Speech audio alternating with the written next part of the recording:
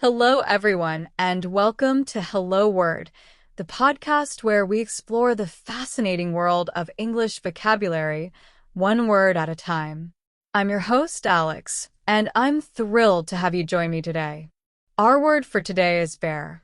It's a B2 level verb, and it means to endure or carry. So, what does it mean to bear something? Essentially, it means to tolerate something unpleasant or to support a weight, either literally or figuratively. Think of it as putting up with something difficult or holding something heavy. We use bear in many everyday situations. For example, you might bear the responsibility of caring for a pet, or you might bear the pain of a headache. It's a versatile word that can describe both physical and emotional burdens. Let's look at some synonyms for bear. A close synonym is endure. You might say, I can't endure this heat any longer, which is very similar to saying, I can't bear this heat any longer. Another synonym is tolerate. For instance, I cannot tolerate his constant complaining is like saying I cannot bear his constant complaining. We could also use the word withstand, as in, the bridge can withstand strong winds, which means it can bear the force of strong winds. Or, how about support?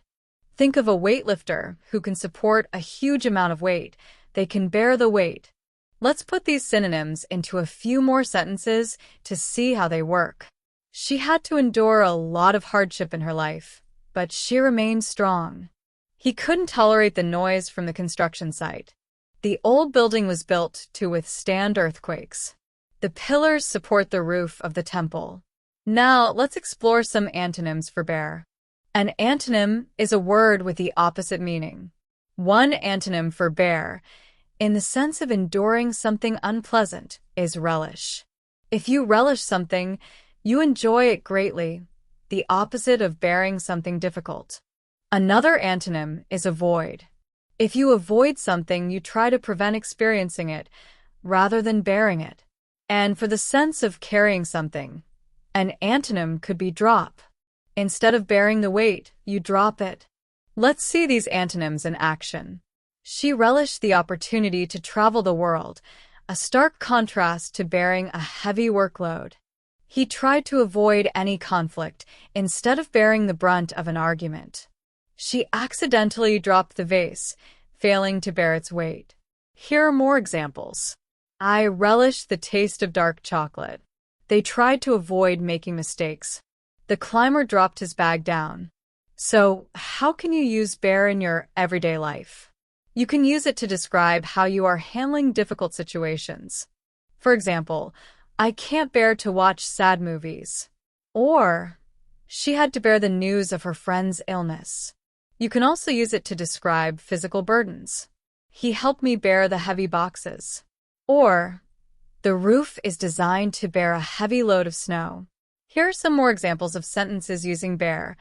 I bear no ill will towards you. She has to bear the responsibility for her actions. The tree will bear fruit in the spring. Can you bear with me for a few more minutes? It's hard to bear the thought of leaving. He had to bear the consequences of his decisions. We use the phrasal verb bear with me to ask for patience, as in, please bear with me as I try to explain this difficult concept. Also, think of the expression grin and bear it, which means to accept something unpleasant with good humor. I don't like working late, but I'll grin and bear it.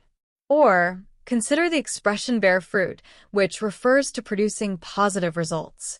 Our hard work will bear fruit in the end. To recap, bear is a B2 level verb that means to endure or carry.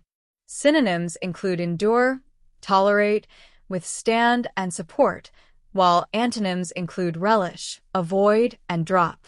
You can use bear in everyday conversations to describe enduring hardships, carrying burdens, or tolerating unpleasant situations. It is a very useful and common word in English. Thank you for joining me on Hello Word today. I hope you enjoyed learning about the word bear. Before you go, I have a small request. If you enjoyed this episode, please subscribe to the podcast and leave a review. Your support helps others discover our show and learn new words. Also, I encourage you to create your own sentence using the word bear and share it as a comment under this video. I look forward to reading your creative examples. Until next time, keep learning and keep exploring the wonderful world of words.